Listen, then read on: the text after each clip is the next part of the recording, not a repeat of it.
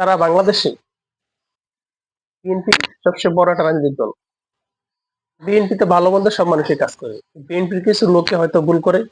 আচ্ছা, বিএনপির লোকগুলা ভুল করে, যারা ভালো তাদের সাথে তো ভুল করে না।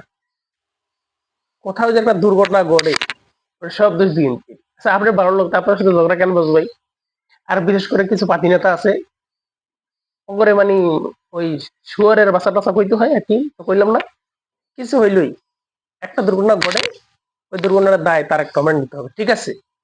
বিএনপির ছেলেপেলেরা যদি কোনো ভুল করে সেই ভুলের দায় তারেক রহমান নিতে হয়, তাহলে আমার একটা প্রশ্ন আছে, তাহলে হাসিনার পতনের পর এই যে দীর্ঘ ১.৫ বছরে সারা বাংলাদেশে নিরীহ নিরস্ত্র আওয়ামী লীগকে যারা পিটায় হত্যা করছেন, সেই মব সন্ত্রাসের দায় নাহিদ ইসলামকে নিতে হবে।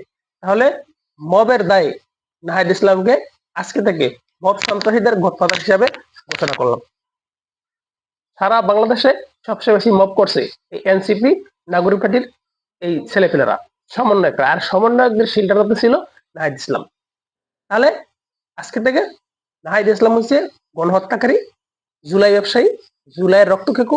এই নাহিদ ইসলামকে আজকে থেকে আমি ব্যক্তিগতভাবে মব সন্ত্রাসের গডফাদার হিসেবে ঘোষণা করলাম।